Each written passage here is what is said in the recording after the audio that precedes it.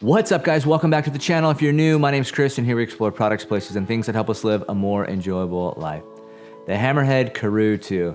Is it worth $400? Is it worth upgrading from your existing bike computer? After 45 days, I'm keeping mine. Let's talk about why. As always, I share my perspective from what I call the everyday athlete. I ride around 7,500 miles a year, enter the occasional race, and don't get paid to ride a bike. But man, I love smashing the pedals with friends in between work, life, and social obligations. The features and functions of the Hammerhead Karoo 2 are incredibly extensive. In fact, I feel like I could do a 30-minute video just on this head unit alone. But for the sake of simplicity, I've narrowed it down to 5 features that I really like, as well as a few quirks that this unit has. The first thing I really like about the Karoo 2, and what attracted me to it in the first place, was the massive display. Now, after having used it for 45 days, I really like just how customizable this display is. Scroll through different profiles and layouts, and you can basically make the screen look more or less however you want it to look, emphasizing the data metrics that are most important to you. I also really like the maps feature and the way it displays here on the Karoo 2. If I'm in a new place and I need to navigate somewhere new, the big screen is incredibly helpful. If I'm somewhere new and I'm not sure how to get back to my starting point, I can simply hit return to start, and the Karoo 2 will display how to get back to my starting point, and it's all in a seamless and incredibly visible fashion that I really like. The second feature that I really like is the climber function. Anytime I get to the base of a climb, automatically the climber function pops up, and it tells me the distance to the top, the elevation to the top, and it gives me data on all of the different gradients that I'm currently in, as well as what is upcoming. I think it's an incredible feature, and if it's something that you don't like, you can simply swipe down on the touch screen and it'll go away. The third thing that I really like about the Karoo 2 is the user interface, and this was something that I was very skeptical about coming from Wahoo. What I found is that the Karoo 2's interface is incredibly intuitive, and it's easy to scroll through screens and make changes, and the touch screen is incredibly responsive, and in some ways, I think smart. I was pleasantly surprised, and I didn't really have high hopes going into it, but it exceeded my expectations dramatically. Even the initial setup was very simple, from starting the device to registering to pairing all of my different bikes and power meters and axis components. It was all very seamless and only took minutes. Considering I do a 200-mile bike race every September, battery life was a big concern for me. The last thing that I want is to invest in a computer only to have it die 180 miles into a 200-mile race. That would be disastrous.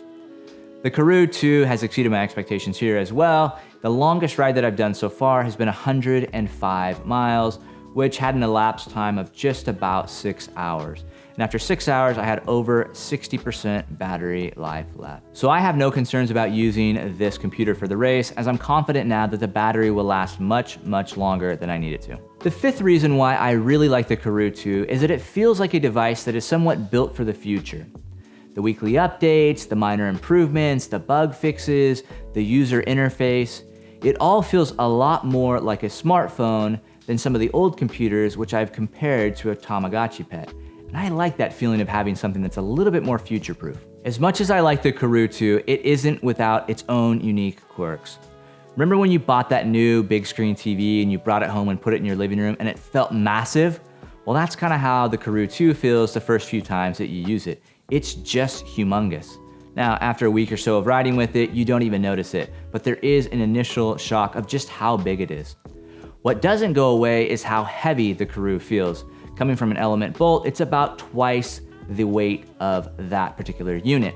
So in your hand, it feels much heavier. When you put it on the bike, you don't really notice it at all. At least I don't. As much as I love the display on the Karoo 2, inevitably there is quite a bit of glare on a bright sunny day, just like the kind of glare you'd get on your cell phone if you were out using it in direct sunlight. The contrast and visibility is not nearly as good on a bright day as my element bolt. All that being said, I've ridden outside quite a bit on lunch rides and at 1, 2, 3 o'clock, and I've had it at 0% brightness and in dark mode, and I've still been able to quickly glance at the computer and see the data that I needed to see. I suppose if it was a really big issue, I could just pump up the brightness. So if you're someone who has eyesight concerns or you want something that's incredibly visible and has incredible contrast, you may want to look elsewhere. The Karoo 2 works just fine for me, but I know there are some out there that have expressed concerns about the visibility on this particular screen. Unlike previous computers that I've owned, which connect to a phone via Bluetooth and upload rides via Bluetooth, the Karoo 2 must be connected to Wi-Fi to upload a ride.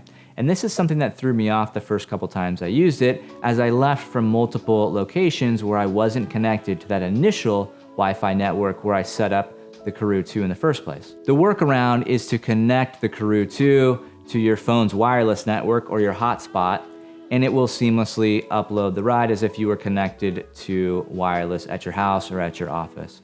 Not quite as seamless as other devices out there, and I hope it's something that they change on the next iteration of the Karoo. I like the Karoo 2. It's a really good computer, and I think it has the potential to be great. Now, is it a necessity? Probably not.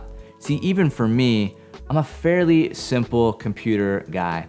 Show me 3-second power, average power, heart rate, maybe speed, elapsed time, distance, etc., and I'm a happy camper, which those functions are really something that most modern bike computers can do.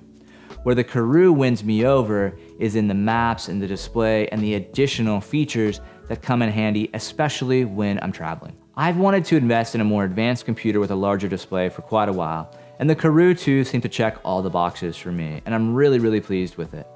If I were in your shoes and I owned a Garmin 830 or a 1030, or I owned one of the new Element Roams with the larger displays, I'm not sure I would necessarily jump ship, because I don't know if you'll necessarily find things that are much better. I think you'll just find things that are different per se. If you have an older computer, or if you were like me and you were looking for something that was more advanced, I think the Karoo 2 should be a very strong consideration. After 45 days, I'm keeping the Karoo, and I'll keep you updated either here or on Instagram about my thoughts as they marinate and evolve, and as I play with new features on this device.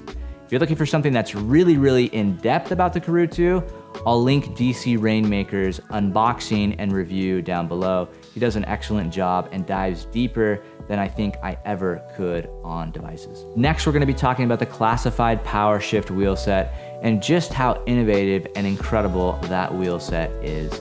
Then we'll dive into Crux versus Diverge, and who knows, we'll see from there. Until next time.